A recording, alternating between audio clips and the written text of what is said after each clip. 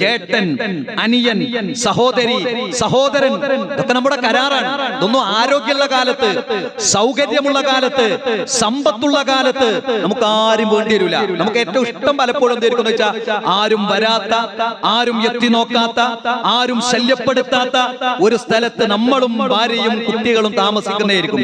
പക്ഷെ ഇപ്പൊ ഇവരൊക്കെ നമുക്ക് വേണ്ടി വരും നമ്മൾ തളർന്നാൽ. അങ്ങനെയുണ്ടല്ലോ ജീവിതത്തിൽ, ഇതൊക്കെ ഒരു കരാറാണ്.